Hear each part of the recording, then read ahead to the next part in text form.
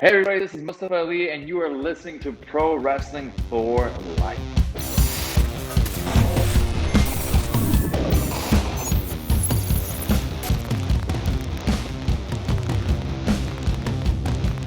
Welcome to another edition of Pro Wrestling for Life. Everyone, I'm your host, two-time WWE Hall of Famer, X-Pac. Yay!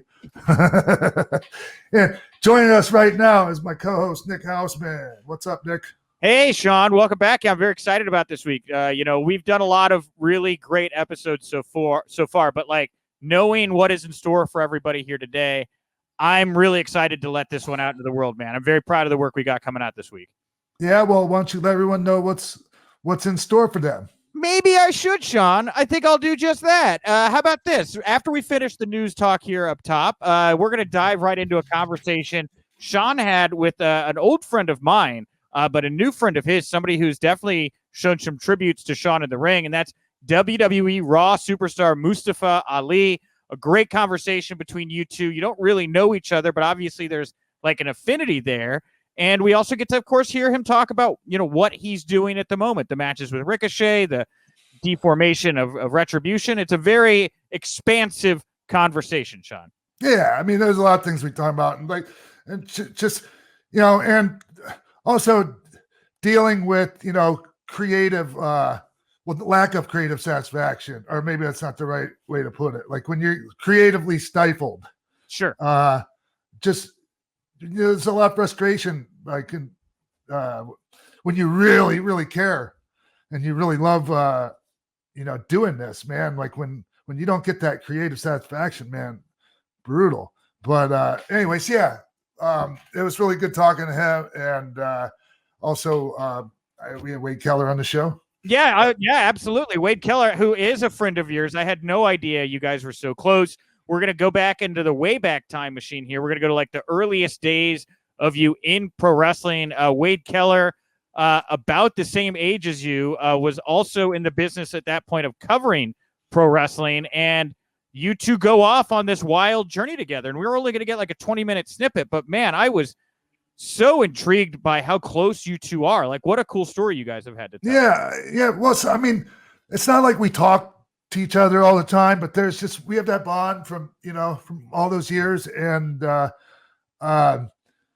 yeah, like there's no one in my early days coming up in wrestling that had more to do with my success as far as giving me exposure than Wade. Always been a good friend, man. I love that guy.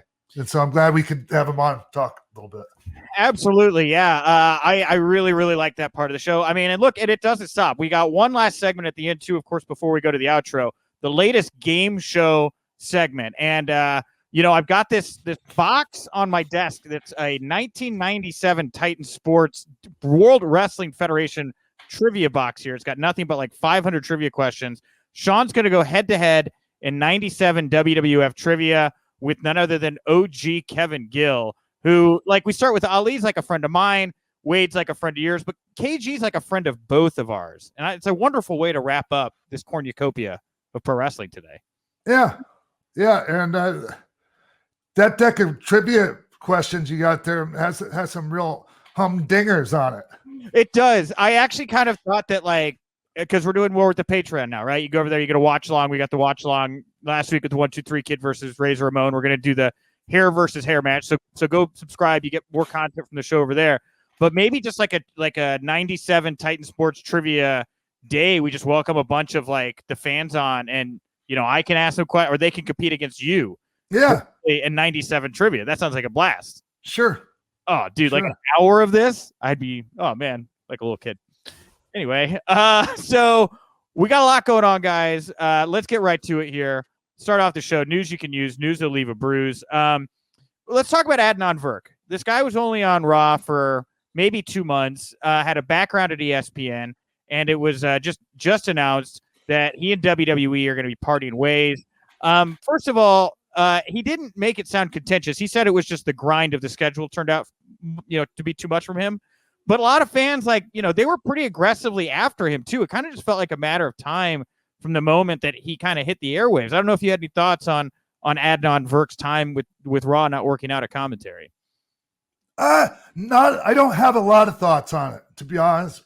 Be honest with you, Nick. Like I wasn't even really sure where he came from, but he's an ESPN guy, right? Like, yeah, came in with a bit of a pedigree, I guess. Sure. And it just didn't work out, man. Like, I mean, I've read like the one thing I've read the most is it just wasn't a good fit. Right. Yeah.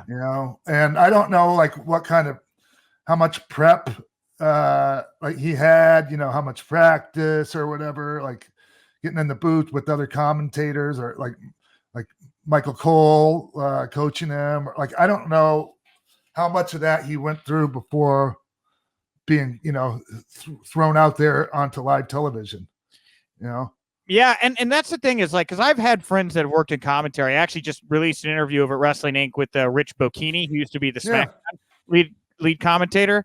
And one of the things that keeps coming up with that and referees is just how the Performance Center doesn't seem to have a path for those other players like they do the wrestlers. Like, you bring in a wrestler, we have a system, we know what you need to do to be TV ready, and the wrestlers get a lot of the focus. But these other kind of referees and the commentators, they don't have a program, day-to-day coaches kind of stuff. Does that resonate? Do you believe that they don't get the same kind of chance to grow as like the wrestlers that WWE? Sure. Yeah. Yeah. But I mean, but that doesn't mean that they don't have, like, cause like when I was down there, one of the last times I was down there, one of the guys that used to co-host my old show with me, he's a stand-up comedian, also Johnny LaQuasto. Okay.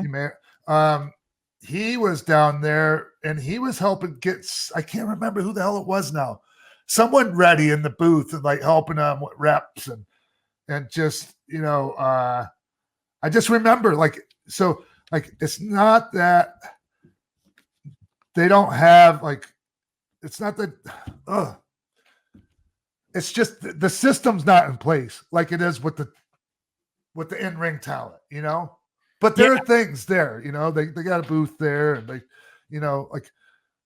they have the facilities there to work on that stuff. And one of the things I think is interesting with the commentary role too is, it seems to be a lot of people that have done legitimate sports, right? Hockey or things like that. They bring in Coachman, kind of had that background. I don't know, like, why the indies aren't producing commentators. Like, it seems like they, some referees get picked up. There's obviously a lot of independent wrestlers. I don't know why the independents are producing commentators kind of the same way they do these other things, Well, I mean, but I'm just wondering, Nick, I mean, if they did, like, once they got to WWE, it would be like starting from scratch anyways. Because, like, on the indies, you're not going to have fucking Vince, on the headset yelling in your ear or, like telling you all these things. It's so, I don't know. I mean, still, it would be nice to see some talent, some announce team talent come out of the indies, like you said. I mean, because there's some out there, right? Yeah, we got OG Kevin Gill on here. Yeah, of course. I know there's people out there right now that are great. Joe Dombrowski comes to mind. Other people that I just know are good commentators. It's a disconnect there. So anyway, off that topic a little bit about the PC. Do you have any experiences in the commentary booth, Sean? Yeah, I did. So one time they had me out. It wasn't the booth. It was just out at ringside, Okay. And I can't remember who was in the ring, but you know how they would bring talent out there that was involved with whatever the hell they would do it. And anyways, I was just out there doing play-by-play with Jim Ross, and I was just cutting up and like I was saying, oh, this guy's a 3-time All-American. I was just saying shit that would piss Jim off. Well, I was a dick back then, right? Like it was. So wait, when was this? What year was this again that you were doing? It was like I don't know if we were technically baby faces, DX baby faces yet. Like we might have still been kind of, in betweeners. I can't remember. But so there was that. But like actual, like legit play-by-play, not play-by-play, color commentary. I actually did it with for King of Trios one time. Oh, really? How'd that go? Yeah. I thought it was great. But Yeah. like, I guess like I said, damn or hell or something, and like Quack, that was against the rules for Quackenbush. Sure. Can't even fucking say damn or hell. Or, Yes, exactly. it wasn't like I was saying shit or fuck or. Okay. Anyway, enough about commentary. Right. Chikara events. I was all right at it. I was pretty decent at it, actually. Yeah, because I mean, like, I just feel like because the thing about you, Sean, is like you try to do as many areas I know as you can, and you want to be really good at so many parts of it. I'd never really thought about you as a commentator or referee. I don't really know how much referee experience you had either.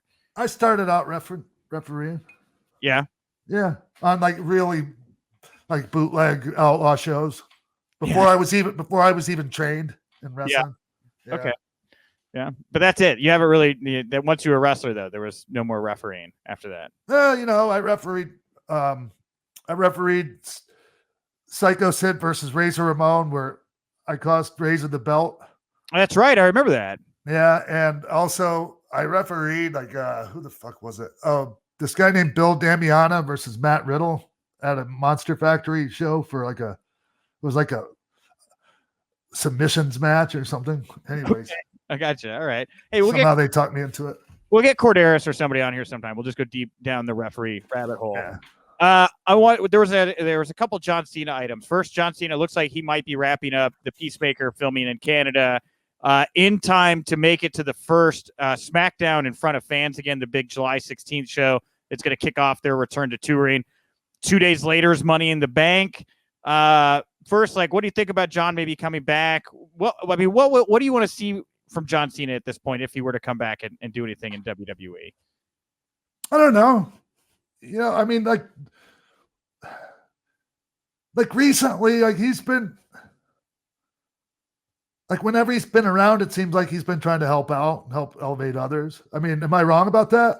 No, I agree with that's what's so interesting when he comes back, because he usually comes back with like a purpose, right? Yeah. There's somebody or something that he wants to work with or he wants to get over. Last time it was Bray Wyatt, and the Firefly Funhouse thing at WrestleMania way over delivered, Sure. Yeah. Yeah. So man, he's such a hard worker, and the matches are always really good when he's in them, man. Like, let's just be honest, whether you're a John Cena fan or not, man. And I'm a John Cena. Like, I'm not, I fucking love John Cena, but man, I'm a fan of his. I'm a fan of his work ethic, and I'm a fan of his matches. So, what do you think? What do you think about him coming back and maybe, helping to get Roman back, or even to like whatever the next level could be for that guy right now? It's really hard, to find other, we had that report, The Observer, that they made him and Cesaro the main event for Backlash because they were the Raw guys weren't franchise players like Roman. Like, Cena helping Roman get to even above where he's at. Do you think that'd be a good use of him? I think it would be a great use of him. Yeah. Yeah. Yeah. Yeah. I like that would be the one. I just think that would be a very meaningful win. Oh, Roman. Yeah. Oh, totally. Well, of course, there's the other story here where he accidentally said something about how Taiwan. Yeah, dude, I don't want to go. I don't even want to fucking touch that. Okay, got it. I don't really want to. Let's wrap on something I know you do like. Bronson Reed. Talk to me about Bronson Reed and how he is now the WWE NXT North American champion. Well, he's the WWE NXT North American champion because he's really good at what he does, and like he's made a really good impression on all the right people, and like he made a really good impression on me. I knew him from I toured Australia, and he was over there when I was there, and just one of those really, really likable guys. Yeah, and which really like that really helps because there's a lot of really, really talented people in the ring, and so like extra things like being a decent human being like kind of makes a difference when you have that many guys that are all really good, right? So yeah, and just kind of real quickly, talk about how physically difficult it is to hit a top rope splash when you are that size and not murder the person that you are landing on. Can you comment on that? No, I can't. Like honestly, Yeah. I don't know what it's like to be 300 plus pounds. And Right. That's true. Yeah. yeah, no, I've taken plenty of splashes and, Yeah. things like that from big guys. Okay. And, I mean, it's impressive. Like a guy moves around in there. Yeah. Yeah. I'm just like, I wanted to talk about just because I'm happy for the guy. Congratulations, Bronson. Very well deserved. Pro Wrestling for Life is brought to you by Every Plate. Tell them about Every Plate, Nick. Man, are you looking to enjoy and experience full plates and still have a full wallet? Because, these things, these box food services, they can get really expensive. Well, we have America's best value meal kit here today. You're going to get meals you're going to enjoy, and your bank account is going to love them, and they're going to be delivered right to your door, and they're going to be delivered contact-free. So you don't even have to worry if you still have, pandemic jitters.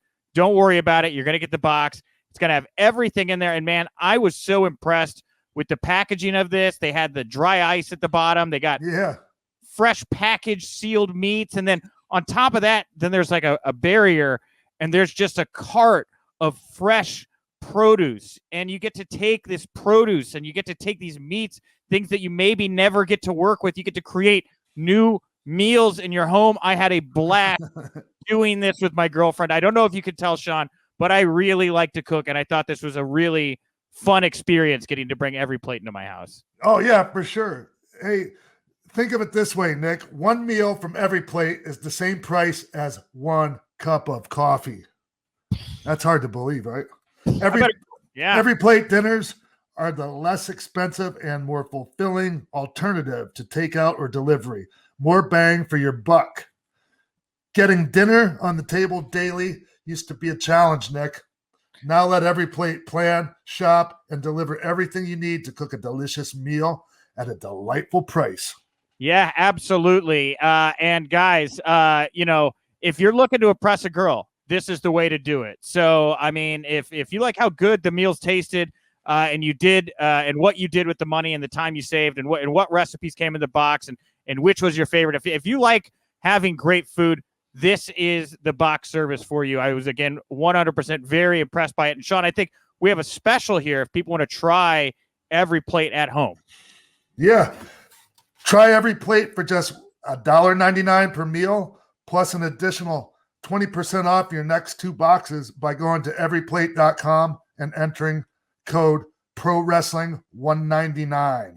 Yeah, that's right, everybody. Everyplate.com everyplate.com. No slash. Don't put a slash. You just go there, use the promo code ProWrestling199, and that's going to get you up to a $100 value. Awesome stuff, Sean. Wow. Yep. Get started with Every Plate for just $1.99 per meal, plus an additional 20% off another 2 weeks by going to everyplate.com and entering code ProWrestling199. That's ProWrestling199 at everyplate.com. Yes, and thank you very much to Every Plate for being an official sponsor of Pro Wrestling for Life. Yeah.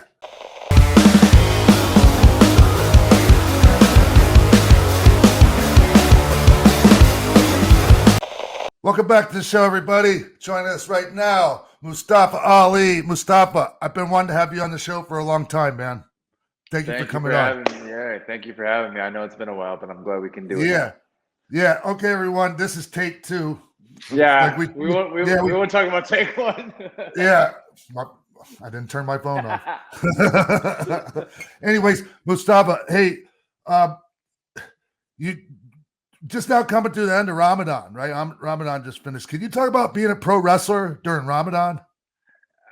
Yeah, I think when people hear about someone that's, for those who don't know, during the month of Ramadan, it's a 30-day period where Muslims fast from sunrise to sunset. Now, let me preface that again by saying, from sunrise to sunset, people are like, you fast for 30 days? Like, no, it's 30 days, but you eat, at some point. But yeah, it's very, very difficult. It's very, very challenging. The purpose behind it is so that you get a new frame of mind, a new set of eyes as to what you have. We take everything for granted: food, water, clothing, our cars. And when you are abstaining for something as essential as water, like when's the last time you were thankful for a sip of water? Like it's plentiful, it's readily available. You don't really think Of about course. it.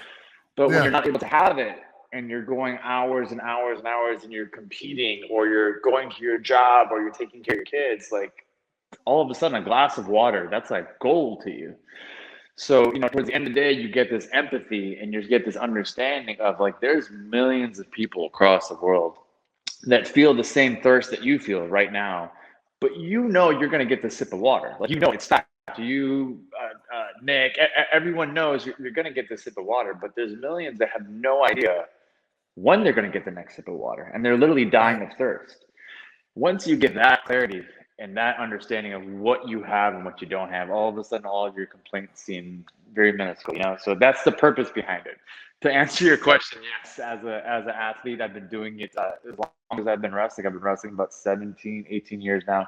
So to me, it's not this big, like, whoa, like, this is part of my life now. But yeah, I can understand from, someone else's perspective that hasn't done it.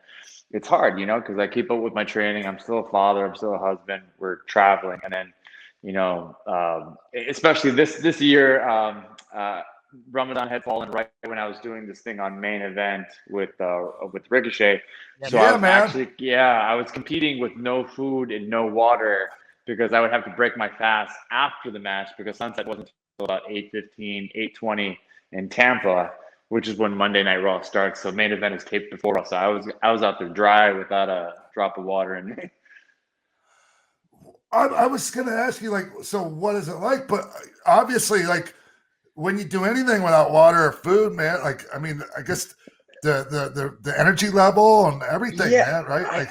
Like, yes, and also like the human body's amazing, man. Like the stuff, like think about our injuries. Just like Sean, like the list of injuries you've gone through, you've recovered from that. You know what I mean? Like there was a time where you're not able to walk, or you're not able to sit, or you're not able to stand all the way. But over time, over treatment, like your body just makes these adjustments. So the same thing with fasting. I won't lie to you. The first couple of days are like, this sucks. But by the third or fourth day, you just kind of get acclimated to it. And like, obviously you got to be smart about it, right? Like I flip my training schedule. I'm not doing strenuous cardio at 2 p.m. in the middle of the day. I do it at night, or I'll do it right before I break my fast. My weight training, I'll do in the middle of the night. So I'm just taking my normal routine and just flipping it. And yeah, you're just kind of conscious about the foods you eat. You're, a little bit more conscious about how much water you're drinking. WWE Medical has been really, really cool. They know that I know what I'm doing, but they check their head in like, hey kid, make sure you stay hydrated. You feeling okay? Like that whole deal. But yeah, it's amazing what the body can adjust to. Hey man. Oh, go ahead. Well, what's crazy, Ali, to me about this is not just the fact that like you're doing this in wrestling right now, but you say you've been doing this for like 17, 18 years because you were, on the indies killing it, before you wound up in WWE. But while you were also on the indies, you were also a cop. And now it's all kind of dawning on me, like what you have been doing, like the mental dexterity you've had to have to be just there mentally and physically in so many capacities while doing this. It's really awesome. The weird thing about the balancing act, I called it when I was doing, because like like you had mentioned, I was a police officer. I was wrestling on the independent scenes, but I also was newly married and had my first daughter. So I was trying to figure all the stuff out, and it's funny because a former colleague of mine from the police department texted me today to remind me of a funny story. Nobody knew that I was an indie wrestler when I first became a police officer. Nobody knew. It was like the secret, and the whole reason is I just didn't want them to know. Wow, so really? I worked the midnight shift. So I would go and do these indie shows, not shower, just throw like my sweatpants on and hoodie, jump in my car, race to roll call, and I worked the midnight shift, and the midnight shift starts at 11 p.m. So at like 10:59 p.m., I come sliding into my chair to sit for roll call, and every day the sergeant was just looking at me, and I would show up with like cuts and like black eyes, sweat, like all disheveled, not showered, not looking like a police officer with his uniform all tight. Like I was barely making it. And he keeps like, he's eyeing me, and I'm just trying to play it cool. Like, and one day he walks over to me, he goes, and my last name is Alam. He walks over to me, he goes, Alam, what's your deal, kid? Every day you're showing up with black eyes and scratches on your face. What exactly is that you're doing? And again, I didn't want anyone to know that I was wrestling. So I go, I'm learning how to box, sir. And he goes, box. And then he leans like real close to me and gets all up in my face. And he goes, well, you must be one terrible boxer. And I was like, thanks, Sarge. Months later, the Cruiserweight Classic happens. That's the first time I'm on WWE television. Everyone finds out I'm a cop. But yeah, I had been going for almost a year. No one knew that I was living this double life. You're kidding me, man. Yeah, and you think cops would know, yeah. Background checks and whatnot. It didn't come up. So I'm just trying to figure out like what the motivation was for keeping it a secret, Ali, because I'm just trying to figure that out. Was it you were worried about getting ridiculed or what? Two reasons, yeah. It was wrestling was always like this type of thing, especially growing up in my household. Like my parents were cool with it, but they didn't like brag about it. They weren't like, "Oh, my son wants to be a wrestler." It's right. The expectation was your son was supposed to be a doctor or engineer or a lawyer, something like that, you know. So there was one facet of it. I just kept it to myself. It was my thing, and I didn't really want to share it with anybody, you know. Like my family, my mom and dad were always cool with it, but they'd never been to a show. You get what I'm saying? It was always like, we're not going to stop you, but we're not like supporting it in a weird way either. So, and the other thing, it was just the landscape of things. When you work in a police department, everything needs to be approved. So if I go to a sergeant, I go, hey, I want to partake in what is deemed as extremely violent, you know, like, because you know these indie shows, sometimes you're there, you've got your act, but there's like a death match after you, or you can't control the show. So I knew it was going to be complicated to get it approved, and again, it was a new career, and my judgment call was it's better that they don't know, and that's what I went with, and they found out eventually. But you got any heat for it? Like what happens? Like, okay, I did the Cruiserweight Classic. Like, it was like, well, what's the deal with this? You know, is this a full-time gig? And then, you know, you're trying to explain indie wrestling, and what's helped me explain it is I compare it to like the indie rock scene. I go, it's like being in a band, you know? You don't really make money off of it. You're playing at these bars and you're trying to get your name out there. But I was like, no, I don't have a contract. I'm not obligated. I go, this is just something I really like to do. And I kind of like really downplayed. Like I didn't tell them like, hey, I'm actually talking to WWE and I'm going to leave here and I want to get out of this profession to go do what I really wanted to do. But yeah, the cop stuff was over. So they were kind of cool with it, but they definitely had their eye on me as far as like, well, what exactly are you doing? You know, is there remember there used to be a thing with like no moonlighting allowed. Remember that term, moonlighting? I don't know if you remember that term, but it was a thing like having other jobs on the side. Like I remember you couldn't used to do that, man. Any sort of income from, and again, I can't speak for everybody. Just the department that I work for. Just tell them I wasn't getting paid. Yeah, it has to be approved. Even if you had a side business, you had to get it approved by the village or the department that you work for. So yeah, no moonlighting. Hey man, 17 years, huh? I've been at it a while. Wow, yeah. So I'm just look. Have we been on shows together? You and I. Yeah, LaSalle. You came down to LaSalle and did some stuff with Dreamwave. And and you were just awesome, and everyone took the photo with you, of course. You know, but yeah, you were awesome, and the boys loved you. Oh wow, yeah. I was wondering, man. Because I figure we probably have. Like most of the guys, that like are coming up, like so many of them, man. I've been on shows with. That's kind of the cool thing.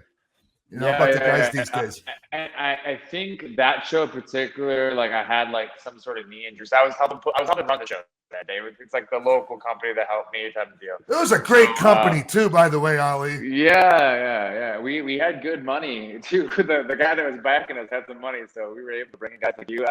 Hurricane and I were talking about this the other day too. Hurricane Helms. We had brought him in, and as soon as I said Dreamwave, he's like, "Oh yeah, I remember them. They were great." I loved it, man, because they had a great like setup. It was a neat little venue that was always jam packed, full of people and the crowds were so hot, man. As long as you were out there working hard, the people were right there, man. Yeah, it was one of those towns where like they didn't have a whole lot going on, so when you came in, it was a good time. Yeah. Well, and what I think was so cool about, because I got to know you on the Indies, Ali, which was, you know, it's such a fun thing now. I mean, Sean sees you guys. He used to work with you, and now I have friends that I've worked with that I get to see on TV too. And when I first like met you, you were already like the vet. Like everybody was talking about how great you were and wondering why you weren't already signed. And that's when I was paired with you for a short while, and as your manager. And I'll never forget, like, kind of starting to figure out your story. And I had managed some other Muslim-esque characters, and there were certain routines that you would do. Right? Yeah, the shtick. Yeah, we got to do the shtick. The stuff that you're taught, and then when I got paired with you, because you were still Prince Mustafa Ali, you were like, Nick, we're not doing any of that. I am a wrestler. You are my manager, and I remember you giving me that speech. It was very clear, and I was like, this guy is different. And like to see the work, to see the work you're getting to do, and just kind of knowing where your heart is really refreshing. And that's why I bring up the cop stuff and everything, because I know a lot of people like you, and the whole follow the light thing is very inspirational. But you, the person, I mean, you're a very inspirational guy, man. I mean, you get it, and you handled yourself and carried yourself in a way that I didn't get to deal with a lot on the independent scene. Oh, well, and thank you. That's awesome to hear, and I appreciate the kind words. And I think there's something to say when you genuinely know who you are and what you want to do. You don't come off as like an a-hole. You know what I mean? Like that conversation could be, I came to Ali and he was like, we're not, but you knew where my heart was, and I was explaining to you. I was like, hey, listen, like I grew up and I saw that crap and I hated it. Like I didn't have anyone that looked at me. We can still be bad guys, but let's be bad guys because we're bad guys. Yeah, we cheated. Not be bad guys. Yeah, I don't want to be a bad guy because of my name or the color of my skin. Because then that's not fair. Yeah, Nick, were you wondering where Ali's curly boots were? Curly toe boots, things like that. Yeah. Is that what we're talking about here? Well, He assumed she carried me, all that stuff, So, yeah. Well, do you throw fire? I mean, literally. Well, here's the thing, and I feel bad. Like after getting in, I felt like educated, and I was like, I'm walking away. I kind of feel bad about things that I've done now, because literally the first manager bit I ever did, they paired me up with a guy. I think he was just called the Sheik. I'm looking at the poster on the wall, but it was like, he's gonna say something short, you're gonna say something long is the translation. He'll say something long, you do something short. That was like the first thing I ever did in wrestling, and then one of the last things I did with you, and I'm like, wow, man, like what a ride. Like I like this. I like the end of the ride better than the beginning of the ride. This is way more fun. But man, it's full circle for everybody, because I had started out in wrestling refusing to do that at all. Like I didn't want anyone to know that I was Muslim. So when I first started out, I had a luchador gimmick. I put my mask on. I tried to present myself as Hispanic. I didn't want anyone, because I knew the minute they find out that this kid is Middle Eastern, I'm not Middle Eastern, but he's Middle Eastern, they're gonna give me a gimmick. So I tried to do that, and I got very little success. Like no one heard about me. I didn't break it, and something that I'm not proud about. I mean, we all grow up. I made a bad decision, and I was like, all right, I'm gonna do this traditional gimmick. I'll put the headdress on. I'll say terrible things about America, and the minute I did that, first flight, I'm getting flown coast to coast. I'm getting paid. So now all of a sudden, now people hear about me. And then, not to get all sappy, but I'll still remember the day. It was in Oak Forest, Illinois, for a company called Elite Pro Wrestling. And I looked out in the crowd, and either I got tossed out or something like that. But I locked eyes with this kid that must have been 6 or 7 years old, white kid, blonde hair, blue eyes. And when we locked eyes, he jumped out of his chair and he put his fist up. And it wasn't haha, I got this kid. I really worked him. He genuinely was afraid of people that looked like me. And I was like, did I just teach this young kid to hate people that look like me? And this is when all the stuff's happening, there's, hate crimes happening to people in the Middle Eastern ethnicities. This is all post 9/11. So I was like, what are you doing, man? This is everything you, I kid you guys not, I saw hate and fear in that kid's eyes. I saw it. And that's the day that I was like, I'm not doing this. So, I made the conscious decision. I'm going to keep the name Mustafa Ali because I identify with that. But you won't see me doing that crap ever again. And that's where that's gotten me to where I am today. Well, I don't have to ask you now, because one of the question I was going to ask you is, did you ever what was the pressure like? And did you ever came in? And so, but obviously you did, right? it's so weird. You can you could say It's so hard to say no in wrestling. It's so hard, but it's also like, okay, I tried to do it the right way. Yeah. And like, here's the thing: nothing changed in ring. Like, obviously, I was a bad guy now, right? So I wasn't doing these crazy high flying moves, but I've always I'm like, I get it, like in the ring, like I know how it works, but something's missing. And what was missing was the connection to the audience. The minute I put the towel on my head, as I like to say, and I'm screaming something in Arabic, I'm connecting with them in a bad way, but I'm connecting with them, and that's what changed everything. Now they care that I'm in the ring. Now they want me to get beat up, but at the end of the day, you gotta look at the bigger picture.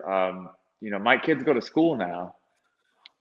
Who knows, maybe one of their classmates went to an indie show or is going to go to an indie show and they're going to see someone that looks like me playing. Like, you just don't know. Domino effect, right? Man. So you can't control what people think. You can control what they see. So I'm going to control what you can see. Yeah. Dude. So like, how much fun has it been for you getting to go in and play around on the big WWE stage now, man? I mean, a lot of people obviously saw the Daniel Bryan match, fell in love with you, got to know a bit of the story we talked about here on the show. And you've also got to be like a big bad guy leader of a heel faction at the same time. Like, how has this ride been for you, man, getting to play around in WWE? It's I feel like, again, and I can only speak on my experience and like my perspective of the business and WWE and the industry. It's so funny because I always remember like, oh, if I just had one match in WWE, I'd be so happy. Just one match. And then that match happens. And then, some of your friends start getting contracts and you go, oh man, I don't care if I lost every match. If I just had one contract with WWE, I'd be so happy to get the contract. And then, you're in NXT. You're like, if I had one match on Monday Night Raw, just one. Yep. One time. So and then you get, and dude, now it's to the point where like, I'm not on the pay-per-view. What do you mean I'm not on the, so it's just, it's such a goal-oriented business, but it's like, you're constantly chasing this next level of gratification. Some of it's earned, some of it's delusional, whatever. But like, I'm at the point right now where I could sit down with anybody and look them in the eye and tell them I'm one of the best in the world. There's no hesitation, in the ring, on the microphone, doing media, like whatever it is, throw it at me. I don't drop the ball. And I would never have said that 8 years ago, maybe 6 years ago, maybe. But I feel like WWE just makes you up your game like no other. And I'm going to be perfectly honest with you. At the age that I'm at right now, at the time that I spent with the company, am I where I want to be?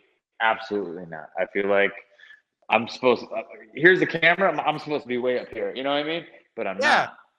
And some of that stuff's out of my hands. But, I could sit and complain or I can go out there and create. And that's what I choose to do. If one door closes, I'm going to try to find the next door. And if that door is not available, I'm going to make a door. I'm going to make it, So I'm still on that path to finding my spot at the top of the card. But yeah, it's been wild, man. Before we got on air, we were talking about, me moving. I just told you I just bought my dream home. That wouldn't have been possible without WWE. I've got a beautiful wife, 2 healthy kids. I'm so blessed, but I know that blessing also came from hard work. You know what I mean? Like I put in that work. So, yeah, it's crazy. You go from I just wish I could, have one match to like, why am I not getting this? But again, I think that's the nature of our business. Like you achieve and then you want the next thing. Oh yeah. That was how it was for me, Ali. I just, at first, I just wanted to beat the guy in the first match. I just wanted to be a part of the show. Yeah. You don't care if you get run over or nothing. You just want to be out there. Yeah. I just want to be involved. I just want to be a part of this amazing thing that like this magic to me. Right. And then like you said, man, it's not enough. Like you got to keep on making new goals. Like, yeah, man, and that's so cool. But it's one thing if when you're kind of lying to yourself too. You know what I mean? Like I can remember a time in my career where I'd be like, no one's better than these two guys. Or you're in the ring with the guy and you go, holy smokes, that guy, like he carried me. Or like I'm at the point now where I go, no, I not only should I be in that match, I'm upset that I'm not in that match. You know what I mean? So sure. Like, and that's not coming from a guy that just walked into the company. This is coming from a guy again that's put 17, 18 years in and has danced with AJ Styles, Randy Orton, Rey Mysterio. Like, I know I can hang. You Yeah, know what I mean? those So guys now my know mindset's too. Totally different. Yeah. Oh, I Yeah. mean, hey, you can ask Randy. Randy's a big fan of me. Like, oh no, I'm being serious. Like, he's like, I don't get why they haven't figured out what to do with you yet. So like, you know, when a guy like that signs off on you, like, you're like, oh, he said it. Like, you know. Yeah. Hey, man, the thing is that you have it together. You got a good head on your shoulders, man, and just stay the course. Like, yeah, sure. that's the most important thing, man. And don't take yourself out of the game, whether it's like screwing up or, you know, like obviously when you get hurt, man, there's nothing you can do about that. You just got to push through. That happened to me, right? You know, Elimination Chamber, 2019, I think it was. I got hurt, and I tried everything, man. You know, I really tried to push through and make it happen. But once they know, and thank God they did what they did, right? Like sometimes as athletes, we're a little stubborn-headed, and like we feel like we can control everything out there. And you know, once they pulled the plug on it, I don't think I really recovered from that sense. Then, as far as you know, getting back into the WWE title picture, you know, like I've danced around it, and I get some momentum. But you know, I was in a prime spot. You know, that was once in a lifetime, literally. So hopefully it's twice, you know. Of course. So wait, I want to real quick to kind of on the 2019 Elimination Chamber thing, because obviously that was the launch of Kofi Mania. We're now getting Kofi Mania 2, it would seem, after Monday Night Raw. But what we're going into the Chamber before the concussion happened, what was your idea of the direction you were going? Did you have an idea like of what you thought this next step was going to be post pay-per-view? And I mean, Sean could testify to this too. You never get like, here's the 6-month plan that we're going to do. You know, things are changing rapidly, but when they're texting you the week before, you know, the SmackDown where Kofi had the gauntlet match, you know, I think it was to determine the order of the Elimination Chamber purchase. I'm not sure, or maybe I'm not sure, but you know, Kofi beat like 5 of the best, you know, going into it. The text message I got the week prior to that was like, how's your cardio? Do you think you can handle this now? And I was like, I don't think anyone on the roster can blow me up, so I think I'll be fine, you know? And so that's kind of like the direction, you know, I got the Iggy of be ready, you know, like, you know, something's coming up for you, just be ready, be ready, be ready. It was never, this is exactly what we're going to do, but, you know, when 6 or 7 very high-ranking officials are telling you to be ready, you kind of know your opportunities at least around the corner, you know. Hey, man. So that's all I knew. Hey, man. Look, I really like what I'm hearing out of your mouth, man. As far as you're very confident, you're not afraid to say, "Hey, man, this is who I am. I'm right up here with everybody." Right. But the humility, man, that still comes through. Man, it's really breath of fresh air. I don't like to use that breath of fresh air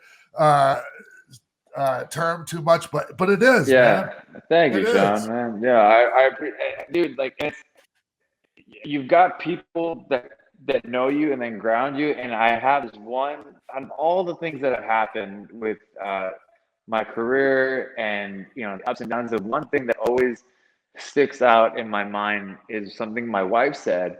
You know, we were talking about like money and this and, you know, like everything that comes into wrestling. And she's like, the only thing I want, the only thing I'm asking you, she's like, I don't care if you're on tour 300 days a week. I don't care this. I don't care that. The only thing, my one request is don't let it change you.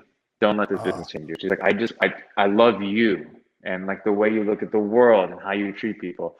And the way she said it, it was like, so heavy, man, and like I carry that with me. When I'm mad, I'm like, screw this guy. I'm gonna cut his leg. You know, that's not me. Yeah. Like I can't do that. Like I can stick up for myself, but I can't go around and sabotage you. Like it's just not in me. And anytime I'm tempted to do that or think like that, her voice is just like, don't let the entertainment industry, you know, don't let everything your goals, don't let it change you, because often what happens now, you get these people that are like all like bright-eyed, and then in a few years they're all bitter and angry and, you know, trying to cut each other down in some aspects of it, you know. But I don't want to do that, right? Yeah, it's sad, but it's also understandable, you know. Like it's kind of like, and it's in any sport, I think, any industry. Yeah. It's so competitive, but I can compete, but I'm gonna keep keep being me too, you know? Yeah, I have a lot of obviously people from my generation and that have that issue, man. There's a lot, they're kind of bitter and you know, Mhm. you know, and it just is sad, man. And I hate to see Yeah, it. and it's understandable. Like, you know, you got to realize, and again, this wasn't quote unquote officially the plan, but I'm sitting in the back watching Kofi battle Daniel Bryan for the WWE Championship and win it. And as beautiful as the moment Mania is, right? And they're cutting to shots and people crying. I myself am overwhelmed because I'm so happy for him. But there's that small little thing in your head. You go, if you didn't get hurt, Yeah. was that you? You know. So that's the nature of what we do. You know. I think a lot of people were thinking that, Ali. That's why I wanted to know a little bit more about the whole circumstances around that, because I think a lot of people and is happy. I mean, look, great for Kofi Kingston as well. Everybody's a big Kofi Kingston fan, but it is. Why don't you just pick the scab and pour some salt on it, Nick? Yeah, no, I'm just kidding. It hurts. It will hurt to watch. But anyway, you're in a place right now, Ali, like you say, you know, you're able to go with everybody. You and Ricochet have just had these bangers over on main event. And I feel like you're at a point where you've just reminded everybody how good you are. There's energy around you again. And you could kind of go any direction right now. Like where would you like to see yourself go right now? What would you like to see your next step? You know, it's very interesting. The main event stuff happened because, you know, after the fallout with Retribution, which was kind of like, you know, again, plans changed with that, you know. I'm kind of sitting there for a few weeks realizing that they don't really know where to put me. And the request was simple. I just knocked on Vince's office. I said, hey, if you don't have something for me right now, I get it. I'm the type of talent where if I don't use it, I'm going to lose it. I was like, you got to get me in the ring. You got to, like, I need to perform. Can I just have Ricochet for 4 weeks on main event? And he's like, what's the story? Wow. And he goes, what's the story? And I go, competition. That's it. Doesn't need to be anything elaborate, nothing fancy. We don't need any gimmick matches. We don't need any. And I go, and you know me, boss. Like we'll carry it. We'll do all our own promos. And it was kind of like it wasn't like sure. It was like, okay, we'll see. And then the first match happened, and then the second match happened, and now the third match happened, and maybe there's a fourth match coming up. We'll see, you know. But it was one of the things where like we went and just did it ourselves, and like as much love as the matches are getting, I think the promos that we're doing on our own are getting just as much love, if not more, maybe. And it's just kind of a thing where I just want to like, oh, y'all forgot about me for a second. Let me remind you real quick. Like, right. Put me in the ring, and you guys will go, wow. Give me a microphone or a camera, and you guys will go, wow. And that's what it is sometimes, man. Again, we look at just WWE right now. We're not talking about all the wrestling world. Just WWE. There's so much content that comes out, so you have to be able to constantly engage the audience and remind them. Because once you're not in the mix, man, like you guys are, you know, oh, you know, we love Ali, but you know, after a while, if Ali's not on your screen, if you don't see me popping up on Twitter or Instagram, you're gonna forget about me. It's just natural.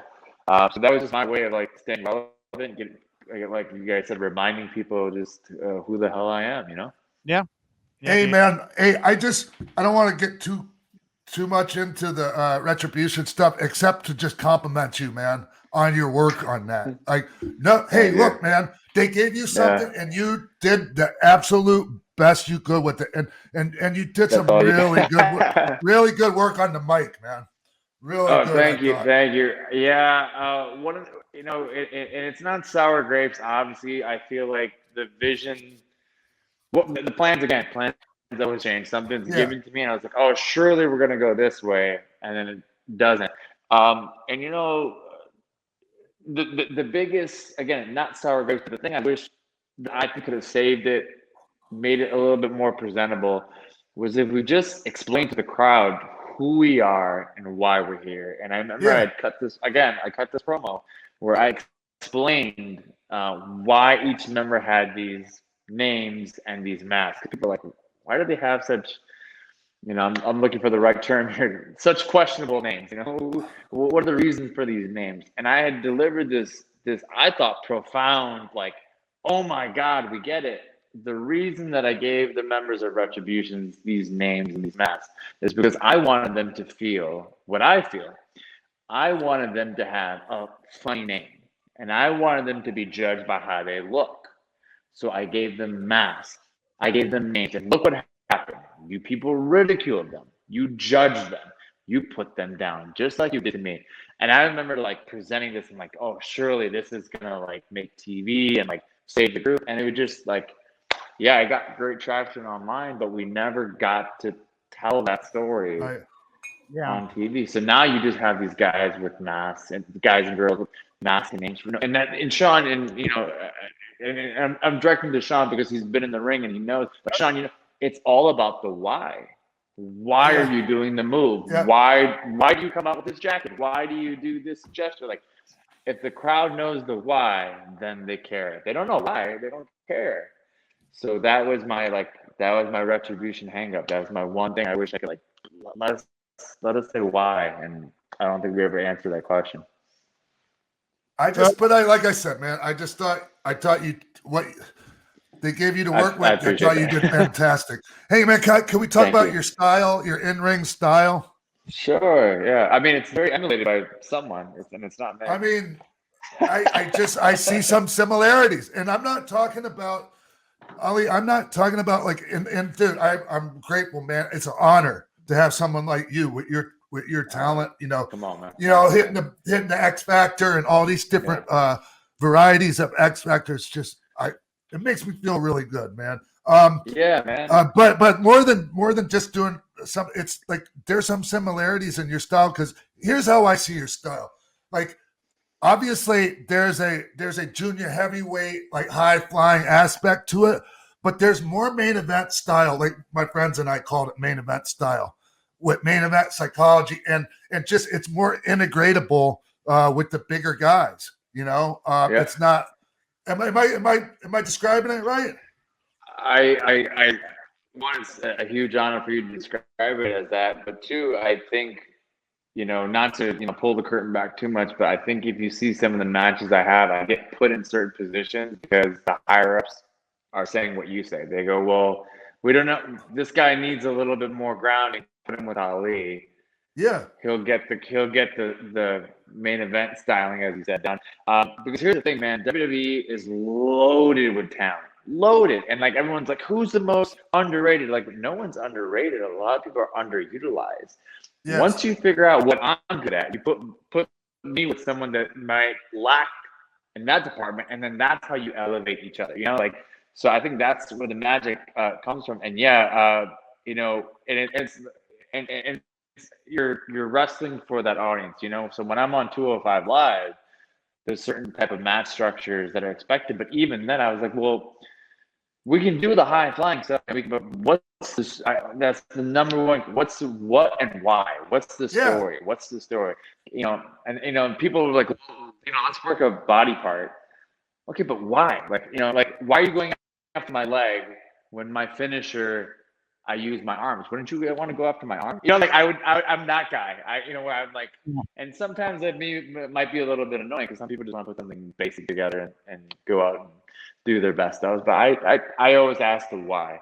But that means a lot coming from you, man. And yeah, like my confidence in the ring is at an all-time high, which is like kind of ironic because, you know, like our schedule is slowed down so much. We're like, now you're not having these 20-25 minute matches. I'm not, you know, the only time I would say my confidence was equally as high as when I was doing the SmackDown Live tours, and me and Shinsuke were running matches back to the IC title, and every night Shinsuke would just want to, like, he was down to tear it up. It doesn't matter where we're at. We would switch up the match, and like we would just go. And I just remember you know, give me anybody. Like I could, like, you know, like I'm just ready because like Shinsuke is like one of those guys again where he's, why? You know, why are we doing this way?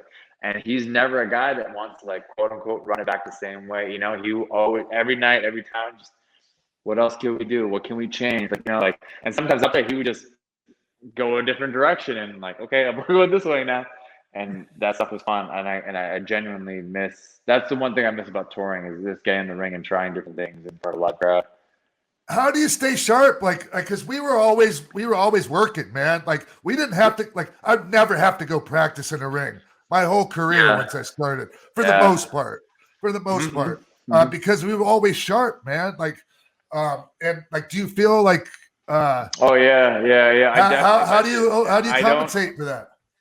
You got to take it upon yourself, So call times a certain time. We've got a practice ring back there, We do what we have to do with WWE with today's pandemic going around. So I get tested, and the minute I clear, I get there as I can, Sean, before the show, And I'm rolling around running drills by myself.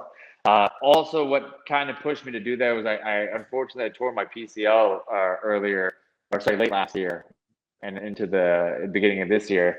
So I was getting in the ring to learn how to work around it. Like, how do I avoid, things that, make it agitated and whatnot.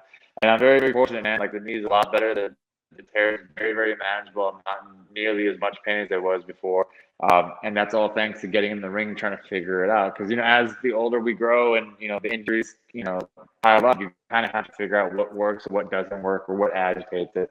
But yeah, now it's just on me. I just try to get in the ring Monday morning before the show and try to get as many reps as I can. But yeah, it's nowhere near what it was before. And you can't emulate a live crowd in a live match. You just can't. No way, man. Nope. Yeah. Well, dude, Ali, I want to thank you so much for taking time to stop by the show and talk to Sean and I. I mean, you're still very young. We're all very young. Hopefully we can do this again down the road sometime. But dude, like, seriously, I'm so glad Sean brought up the style stuff at the end, because obviously I like you and I wanted to get everybody together. But as soon as I saw the X Factor stuff, I was like, well, this is a natural layup. Like, there's you got to get Ali and Sean together. I remember seeing, and this is not to be taken the wrong way, but this is a funny story. But like, I remember seeing Sean backstage one time, and he's like, I'm just finally glad that there's like a guy doing the X Factor, like, for a couple of years. Like, and he's like, which is fine. Which is fine. But he's like, I was just like, hey, I'm none of the guys want to do my move. But I was like, don't worry, Sean, I got you. So yeah, that's thank you, man. Hey, man. Hey, congratulations on life, dude. I've won. You're a great dude. So thank you. Thank you very much, Sean. And it means a lot coming from you, dude. Thanks for having me on the show, man. I apologize. No, whatever, man. It's fine. I'm just happy to have you on, dude. Yeah. And hey, have an awesome day, man.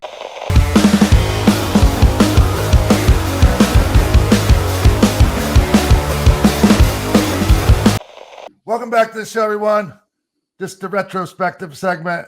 And joining me right now is a dear longtime friend of mine, and someone that, as soon as we started doing this segment, I'm like, well, we got to get Wade on. Anyways, ladies and gentlemen, Wade Keller from the Pro Wrestling Torch, one of my dearest friends. Gave me exposure. Well, then we're going to talk about that, right? Yeah, we're going back to the beginning. Yeah, let's just get right. So what are we going to talk about today, Wade? So, I wanted to talk to you about your earliest days in Minneapolis-St. Paul. You were 15? When did you come up to Minneapolis-St. Paul to start? Oh, no, I was 17. 17, okay. By the time I got up to Minnesota. So then I was 17 or 18 at the time. We're both, you're like a little younger than me, but by a few months. And so it was really cool. I mean, I was a teenager starting the Pro Wrestling Torch newsletter, super into everything. And then somebody showed up for the first time ever, in my age bracket. So we just like bonded right away. I remember sitting in my bedroom / office at my mom's house, calling you for the first time. And I didn't know if I should say, is Lightning there? Is Kid there? Is Lightning Kid there? And then you were like, oh, call me Sean. I was like, oh, wow. Okay. That makes some sense. And you told me your name. So I remember I have that distinct memory. Was I living with Marvin yet then? Or was I still living up in Duluth? I think you're with Marvin. Yeah. Yeah. So anyway, I'm like 2 hours north of Duluth right now. Hey, so wait, what are your first memories of me coming to Minnesota?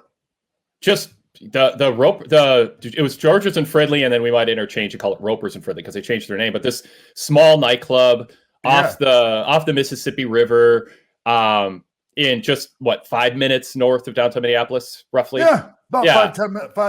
Kind of an industrial area. Yeah. And it's still, the last I saw a couple years ago, it's still there, but it's not operate. It's just, boarded up. But it was actually just like right down the road from Grandma B's, the big famous, bar where the Road Warriors, and all these people used to beat the shit out of everyone. So yeah, totally. Yeah, it was right in that neighborhood. that area of Minneapolis, and it's not that far from Robbinsdale, where Rude was from, and Mound, Minnesota, where Greg Gagne was. And very right across, literally, right across the river, is Northside Gym, what used to be Scott Norton's gym, and the Viking, anyways, all this cool stuff right in that area. But Wade, the thing so my memory was a little fuzzy because at first I was thinking, my first time at George's / Roper's at Fridley, my first appearance there, at first I was like, oh, it was with my match with Ricky Rice, but it wasn't.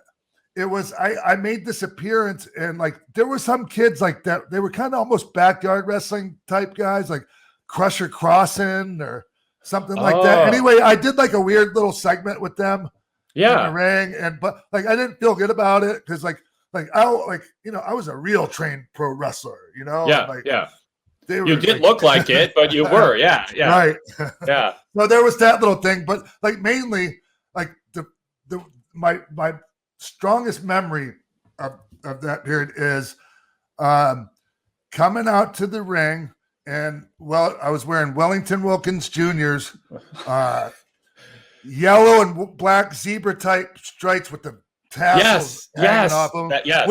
Which I don't know what the hell got into me that night, Wade, because I usually wore a 3-piece Calgary style singlet, tights, and trunks combo that and I don't know why I wore that night, Wade. And it didn't help my cause much, for first impressions wise. I'm the skinny kid, pale as a ghost, pale as a ghost. Wearing these crazy, zebra stripe tights that look like they actually were made by the same people that made Randy Savage's stuff.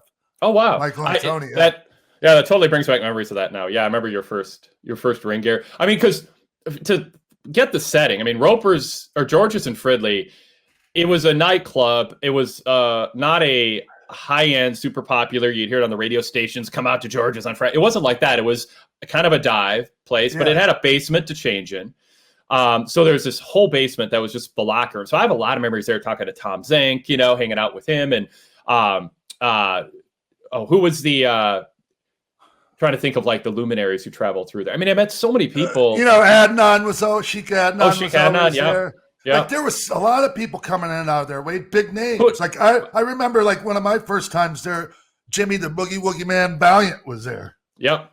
I remember interviewing Jimmy Valiant, and he was spitting into his, spitting the tobacco the whole time, gave 3-word answers. I ended up losing the tape of the interview. It's the only interview I did that I've lost the tape of, but it was cool. But I don't think people missed out on much. It was very, very short answers when I interviewed him, but a lot of tobacco was spit. Who did Hawk team with in Japan? The Japanese. Kensuke Sasaki. Thank you. Yes. So they came. I mean, it was for whatever reason, because it was a wrestling market, a lot of people lived there and stuff.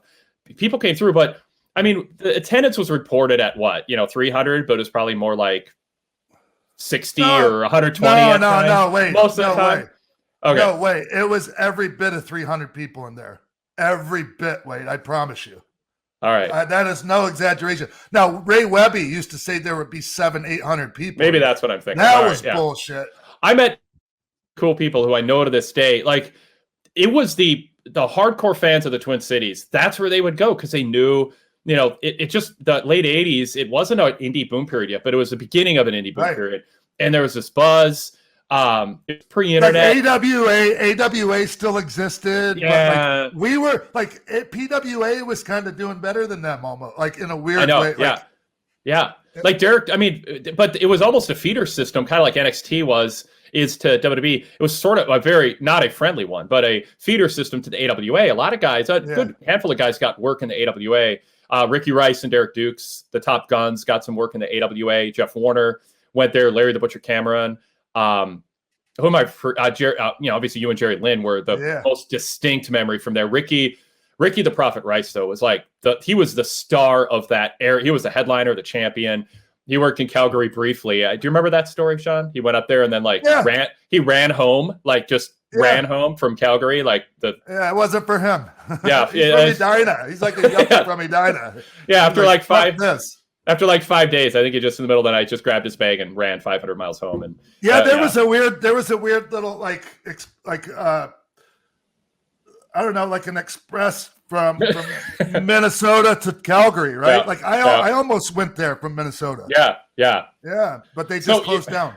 But you were like the buzz generator. I mean, the style wise, you were so distinct with your look, and you can make fun of, I wore those tights, whatever. But what you were able to do was one thing in terms of the flying moves, along with obviously credible mat skills. Like what you did with Wellington Wilkins Jr. was it was like, what you'd imagine Dean Malenko and who against each other, like who's a modern. Yeah, it was UWF style. Japanese UWF style. Yeah, it was. I mean, it looked like a shoot, and you were part of it was.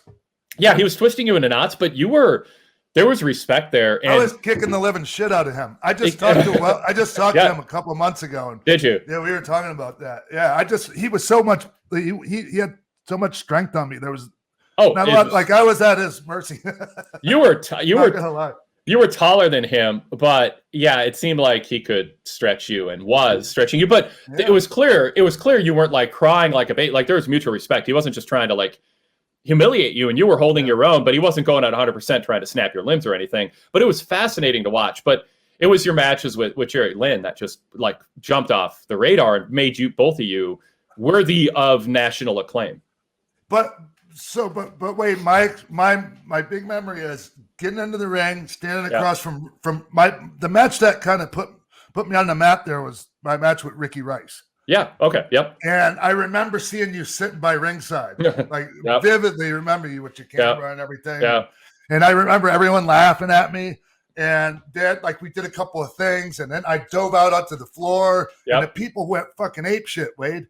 That wasn't a thing done a lot then. Never. Yeah. I don't think ever. And then I hit him with the German suplex. Like I was doing wrestling stuff. That was the thing, man. Like all I had to do was like show my craft because okay, Brad Rangan's trained guys well. And Jerry Lynn was trained well and certain guys like that. But like Eddie's guys, they weren't really trained well in the wrestling stuff. They knew how to throw a clothesline. They could throw a clothesline. Yeah. Boom. Yeah. Yeah, but like that's just the way it was. Yeah. The quality of wrestling. I mean, like the Derringer brothers were cool. They were good. Yeah. I mean, they were little, kind of the young bucks. Matt and Brett Derringer. They were this tag team. They were smaller guys, and I actually had like my second match at Roper's.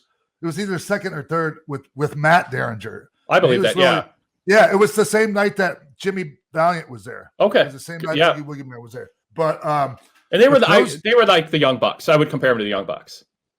Sort of. Yeah. I mean, young, undersized, not super muscular, tassels, flying moves. They went to Calgary and ended up coming back pretty quick too, I guess. Yeah. They were a little ahead of their time. I mean, maybe they would have been jobbers in any other era, and then maybe 10 years later they would have had they would have been more inspired and motivated to kind of continue on. I mean, they were one of the top attractions match quality wise. We'll put it that way. Wow, we're talking about some people here. People are probably going, "Who the fuck are they talking about?" But these are memories, man. I just want to have you. I just want to have you on. Because it brings back all these old memories, man. Like my matches with Jerry Lynn. What did the intimate atmosphere at George's with there's people sitting at booths, sitting at tables, whatever, and then standing or sitting at ringside, everyone drinking and everybody drinking. Yeah. It was I don't want to say informal, but like the start time wasn't always adhered to. Like it was kind of loose, but when the wrestling happened, the people in the building were hardcore. Like they knew they were seeing something progressive and special in between or after the matches that were just sort of indie guys trying to learn the ropes. And what did that mean to you to go through that era of early in your career, having that feedback from people who were regulars, who recognized that what you were doing was actually next level and worthy of, hey, this skinny kid's going to go somewhere? It was just the most important thing in the world to me, Wade. I mean, it was what I was craving. Like I was so thirsty for it, man. I was so hungry for it. And I mean, Dude, I mean, you know how I was back then, Wade. Like, I mean, and a lot of us do. Yeah. And a lot of guys do that are in it now and everything. Man, but I can only speak for myself in that when I woke up, when I was dreaming at night, I was dreaming about wrestling and dreaming about doing that. And those crowds were so, because they would tell you how they felt, Wade.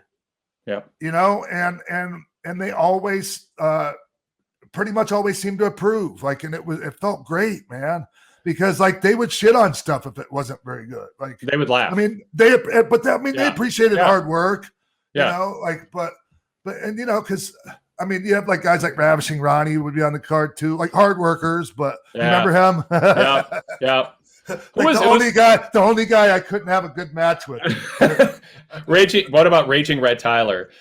He was the most withdrawn, shy guy who got into wrestling I've ever known. Yeah, and he was a badass. And they also, he was totally. There was also these a lot of those guys.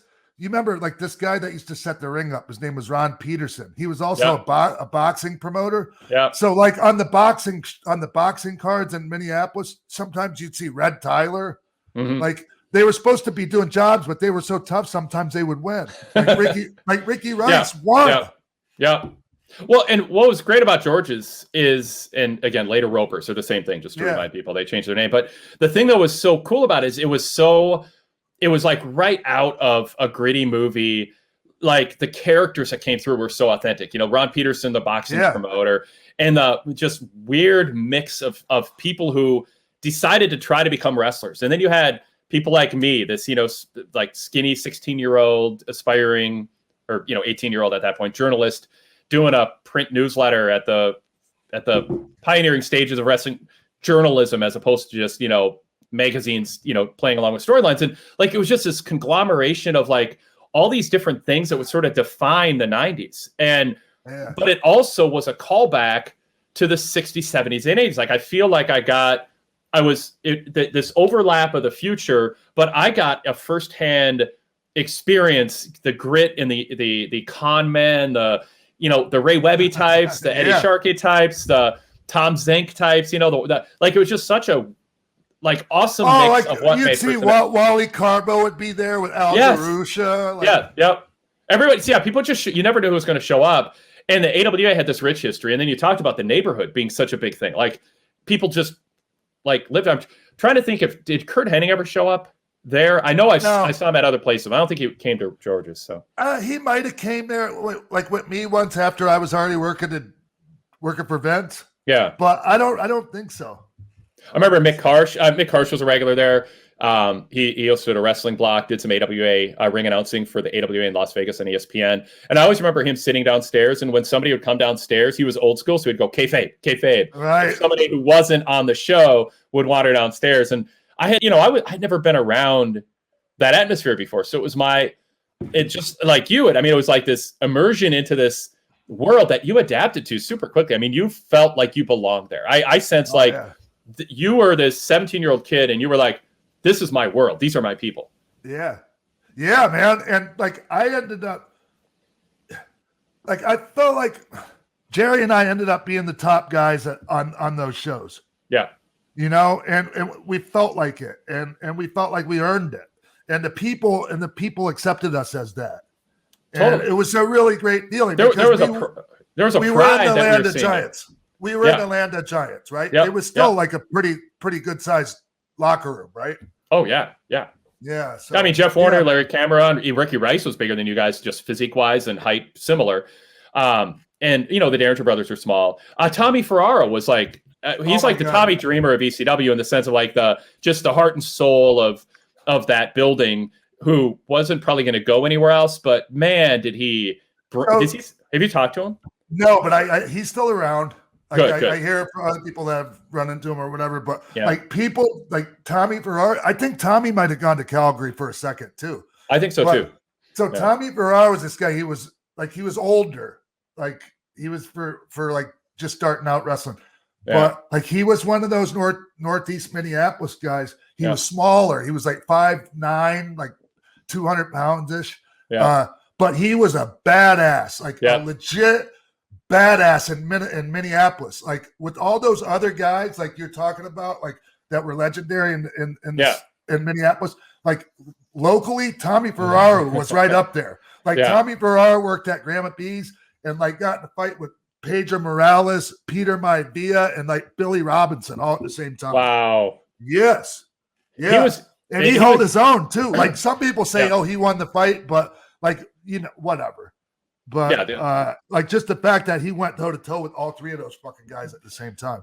But the thing for you at that era was you were totally accepted. You earned the respect of people like Tommy Ferraro, who were local legends and had a reputation. You earned the respect of like, the Mick Harshes who were shooting photos in the 70s at ringside at the AWA's biggest shows. You earned the respect of Ray Webby early on, and Eddie Sharkey, a referee and junior heavyweight wrestler and promoting legend in there. Like they embraced you because they knew that you were something special. You weren't just some, wannabe backyard wrestler. Wait, I could also like handle myself a little bit in the ring, like as far as on the mat and whatever. Like one time, Randy Gustos from University of North Dakota. It's like 300-pound guy, right? Yeah. He was All-American. He told we were at Jeff Cobb. Jeff Cobb would be a comparison. Something like that. Body wise. Yeah. Yeah, but Randy wasn't the wrestler Jeff Cobb was, but he was still I mean, just physically, to paint a picture for people. Yeah. He was still an All-American, and he told me he said, if you can take me, I'll buy you a steak dinner. And like he was so much bigger than me, and he started ragdolling me.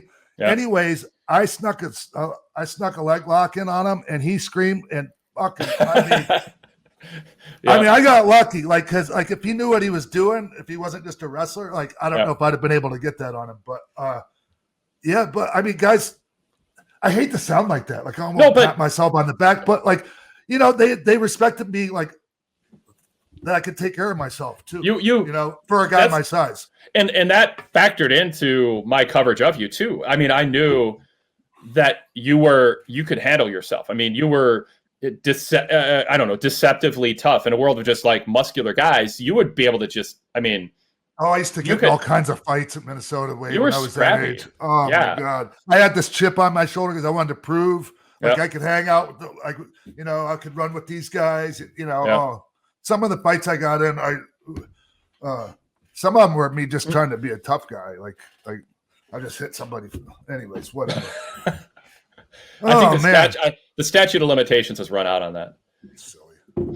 So wait, go ahead. But man, you were so important to my early days of like getting, exposure and getting the word out there, man. Like, I want, like, honestly, if I would have had time, I would have thanked you in my Hall of Fame speech. Oh, I was waiting. I was waiting for my name. I was, that's how much you meant to me, dude. No, I appreciate it. Yeah.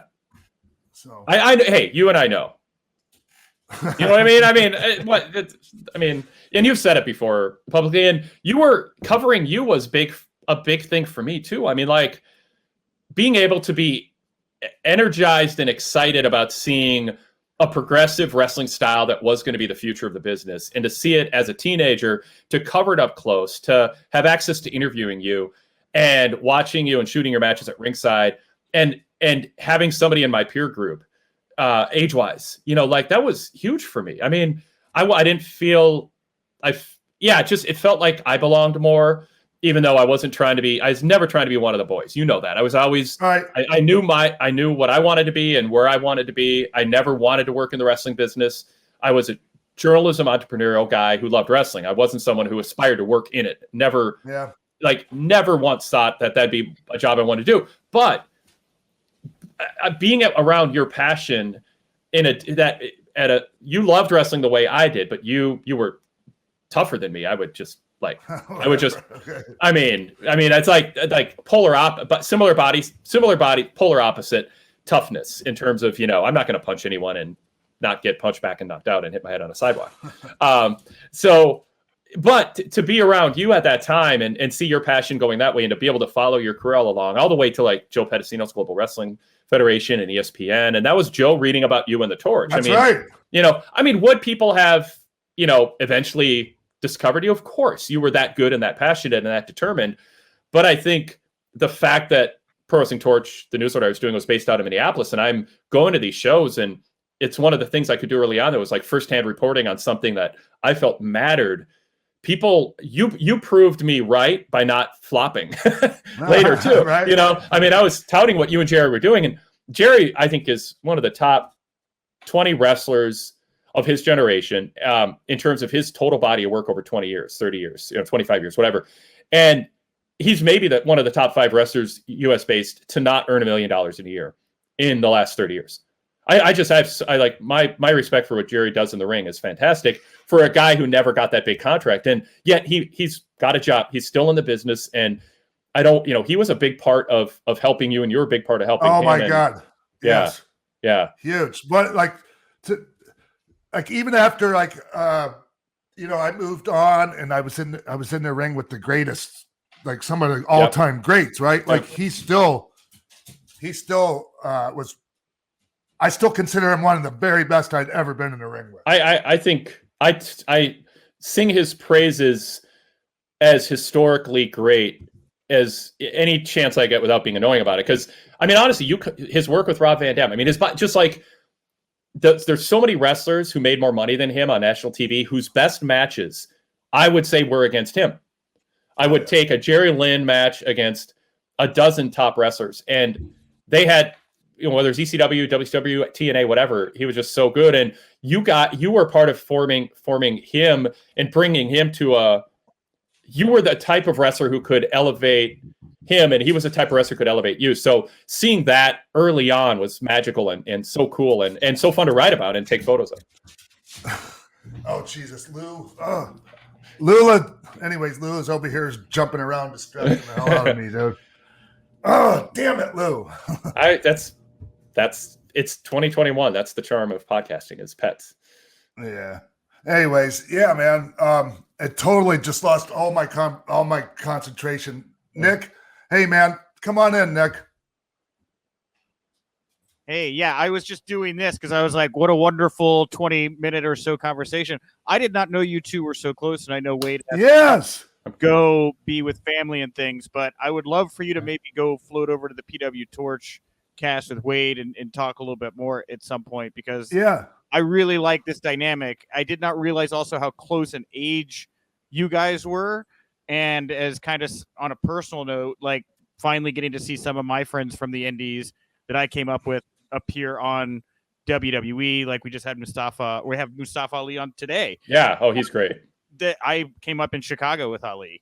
And nice. Yeah, kind of like just I'm big on energies, right? Just a lot of positive stuff going on in the room right now. That's all I'm feeling. The goosebumps. Nice. Yeah, man. Yeah, that's just it. Like one of the reasons why I wanted you on here is just to thank you, Wade. Thank you, man. You've been and you know what else I want to know real quick is like look, man, you always been real fair, but you always been real. Like if I fucked up or whatever, like you weren't like Did I mean, hey man, I don't know if I put you in a bad position at times with some of my antics or like hijinks, man. I'm sorry if I made you feel bad for having to write fucked up shit about you. You've been a roller coaster ride, but I had to report it straight, and I mean it's more good than bad, but I'm glad you made it through it all. I mean, there were times I don't even like to revisit when I was obviously scared for you.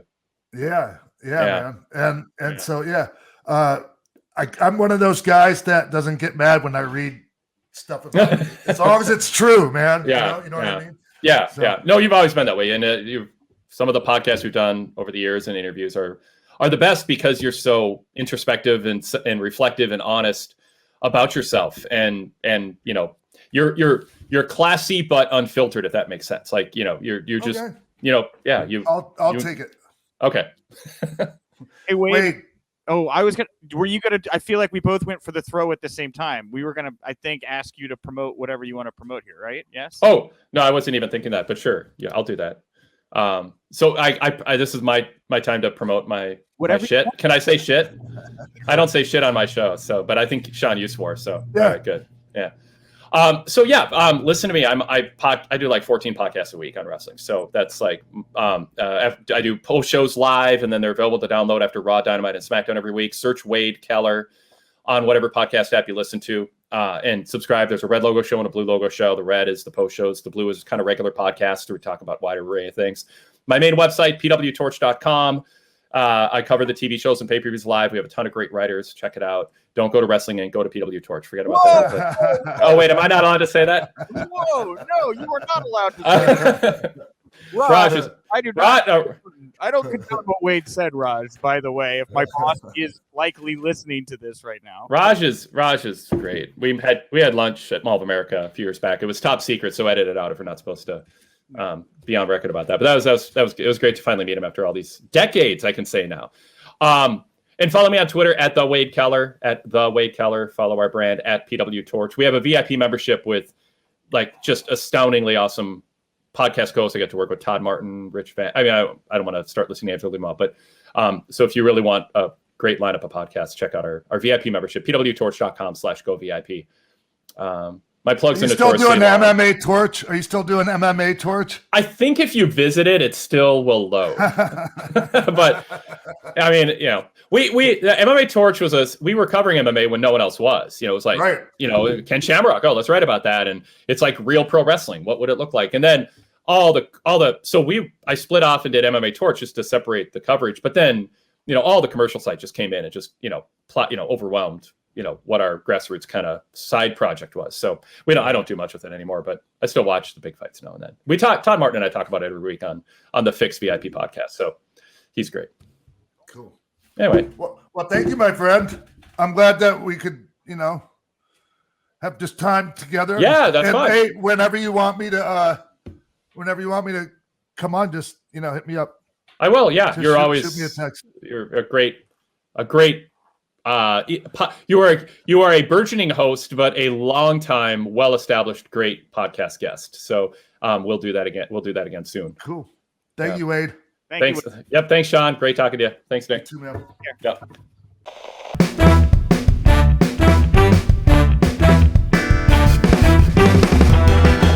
And welcome to the game show portion of Pro Wrestling for Life. It is me, I guess, the new host of the game show segment, as Sean Waltman has gone completely insane. He is demanding one-on-one competition here. He is 0-2 in the games the past 2 weeks here. Let's see if he can pick it up. Of course, our first contestant, Sean X-Pac Waltman. Sean, welcome back to your game show.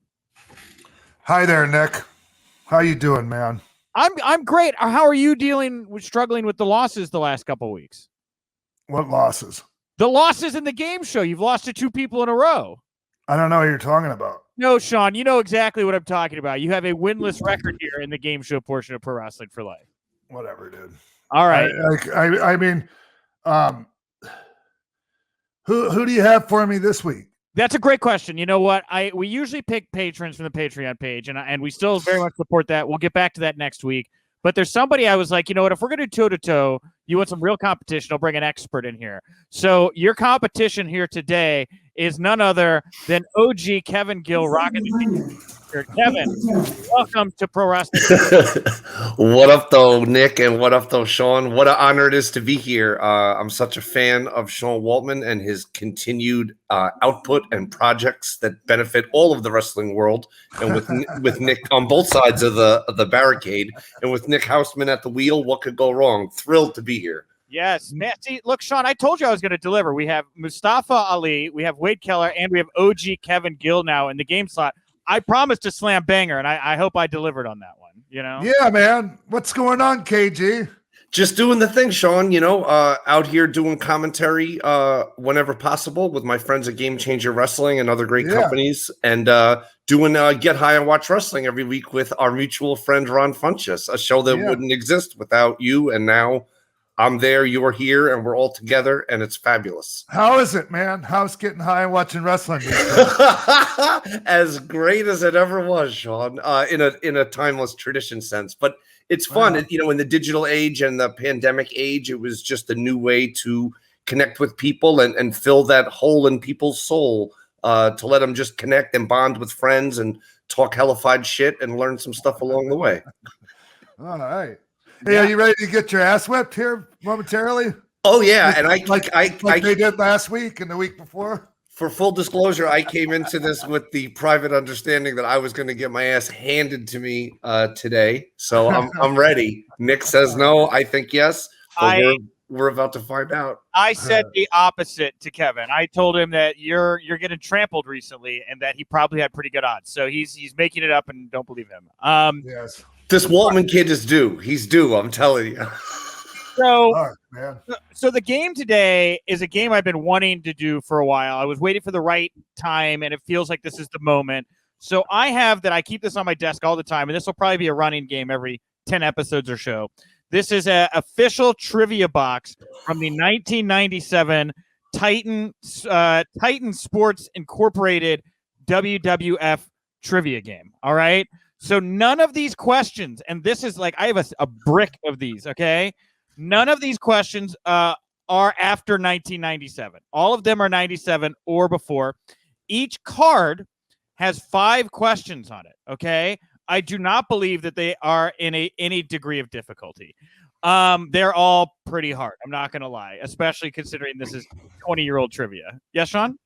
You might be in like legit trouble on this one, KG, because this type of shit's right up my fucking alley.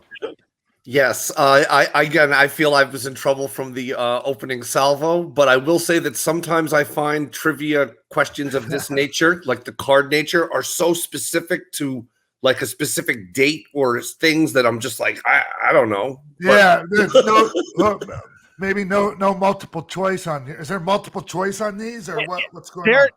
There's multiple choice on some of them. Some of them do not have multiple choice. Others, I think, are true false. I mean, it's all over the place. Okay. So all right. So like, how long? What are we playing to? We'll play until I feel somebody has won. Okay? All right. And we're not going to go too long with this, but until I feel a definitive winner has been decided, we'll play till. Now, since Kevin did not wrestle in this particular year, I feel like it would be respectful to let him go first, right? I didn't wrestle in any year, to be clear.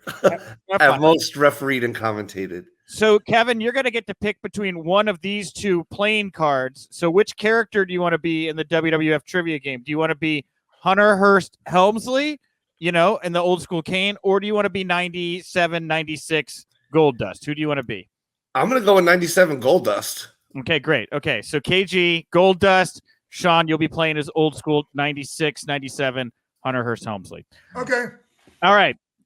So what we'll do here is, Sean, you can pick a number 1 through 5. I'll pick the question corresponding to the number, and I'm going to ask that to Kevin. We'll go back and forth. You can each pick a number 1 through 5. Again, I do not believe there's any degree of difficulty. So, Sean, I'm going to go right in the middle with 3. Okay.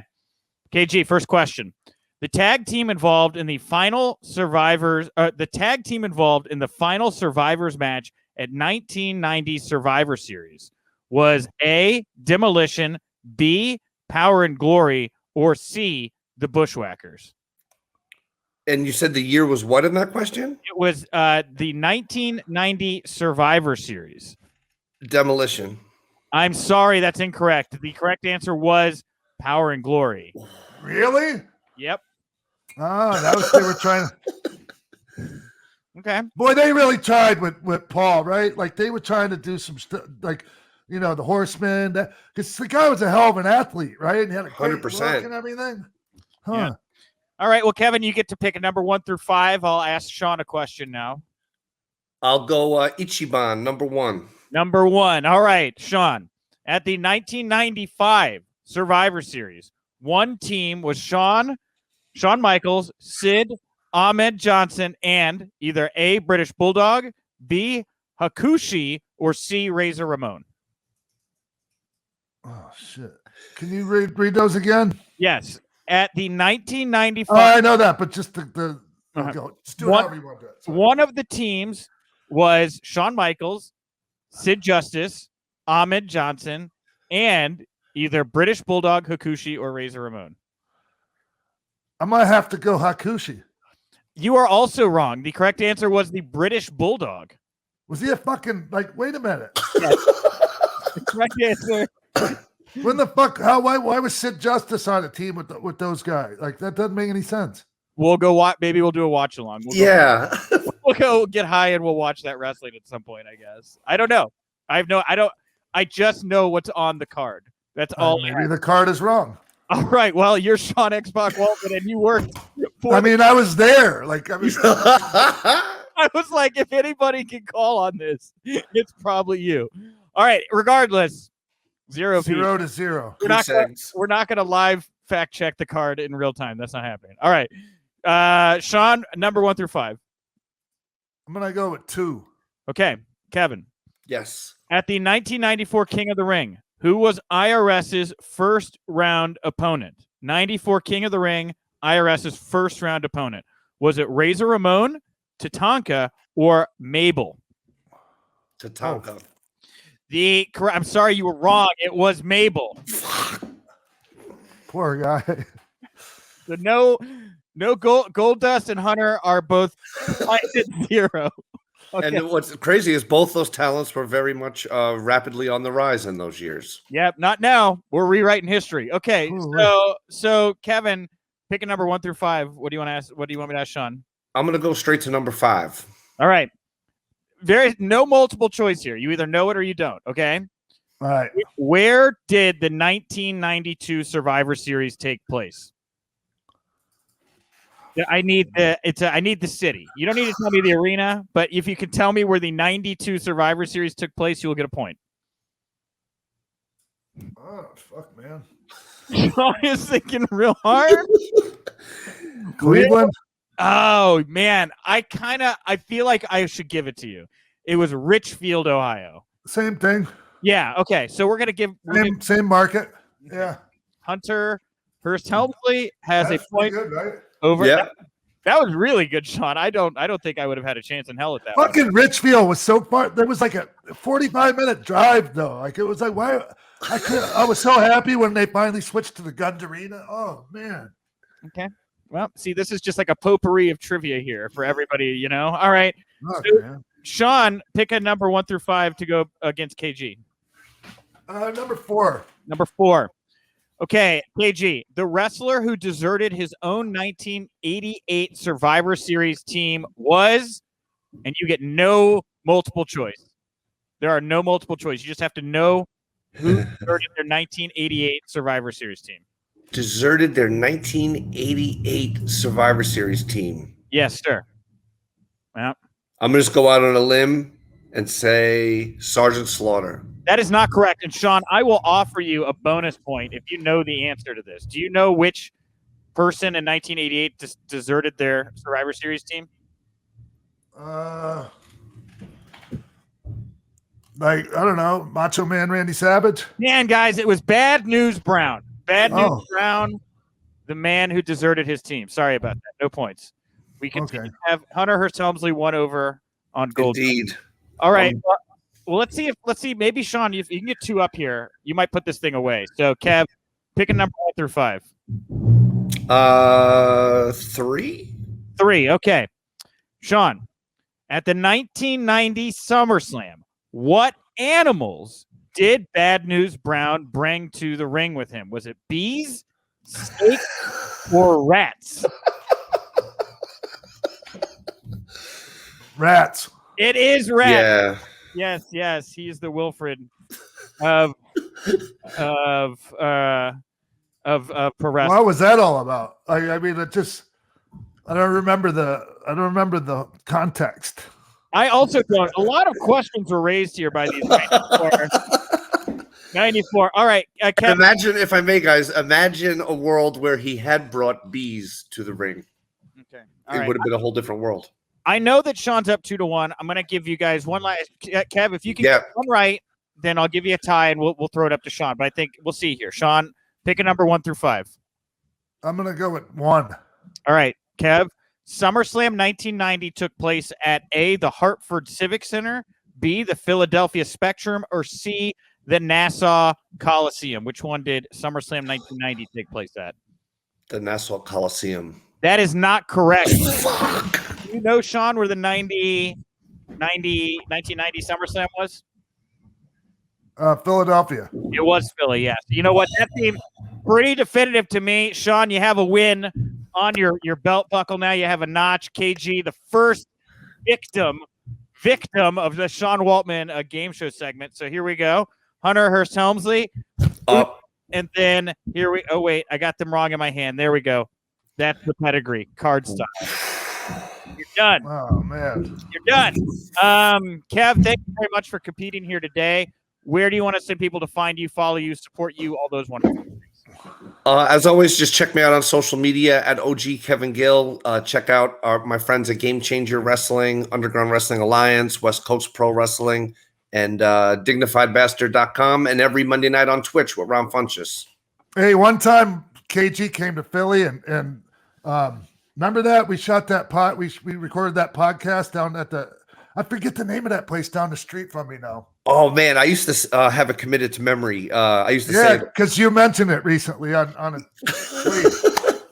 But it was great. And that podcast is out there for anybody who wants to hear it. It's like split into 3 episodes. It's almost 4 hours of me and Sean together in Philadelphia, and it was incredible. Like, talk about insightful, and it's one of the best interview I think I've ever had the honor of being associated with. Wow, thanks, KG. Hey, man. Hey, what's going on with Juggalos these days? Are you still involved? I haven't been, to be honest. Like, they've been on I'm all about, I guess, doing business, you know what I'm saying?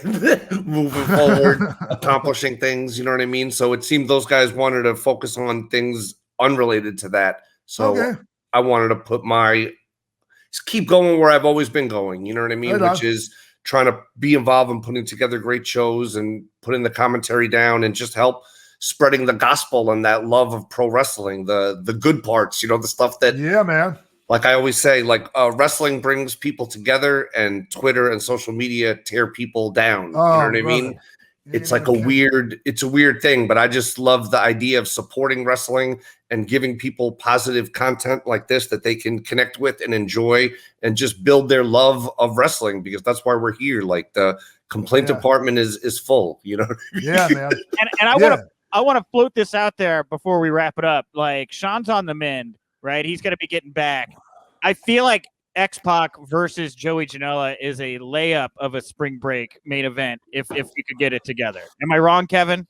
No, not at all, Nick Hausman. Any show that features Sean Waltman on it is state of the art. But imagine, and you think of the pedigree of the spring break series, and oh my God, what do you think about that, Sean? Yeah, I'm open for a lot of suggestions, you guys. Like, I'm not committing to anything right now. Okay, put it out there in the game show segment of Pro Wrestling for Life. Don't forget that. That's where it came from, okay? John Carlo will put this in the opening video package. Thank you. I love that. All right. Thank you guys so much for having me, and best of luck and continued success with Pro Wrestling for Life. It's good seeing you, bro. Hell yeah, man. It's great to see you too, Sean, and I look forward to seeing you again in person real soon. All right, everyone. That's it for this edition of Pro Wrestling for Life. I want to thank Mustafa Ali. I want to thank Wade Keller. I want to thank OG Kevin Gill. Appreciate it, everyone. Any words before we go, Nick? No, follow us on Twitter at ProWrest4Life. Of course, follow Sean on Instagram as well. And smash that subscribe button for the X-Pac YouTube channel, youtube.com/X-Pac. We're premiering in video form the new episode every week for free. That is at we're going to do it at 3 p.m. Eastern every Thursday. Of course, it goes out Thursday morning on all major podcast platforms. And if you want to get the show a day early and with no ads, go sign up over at Patreon. I think we're going to roll out kind of the last wrinkle of that kid level bonus tier with one thing this week, and then we're going to unlock a bigger tier here very shortly. So stay tuned. Patreon.com/ProWrest4Life, and of course you can find out. You can find the latest watch along with Sean and I watching him take on Jeff Jarrett at SummerSlam 98 hair versus hair. That's all I got. I'm done. Cool. All right. Well, I guess we'll see everyone next week then. Bye, guys. Bye-bye.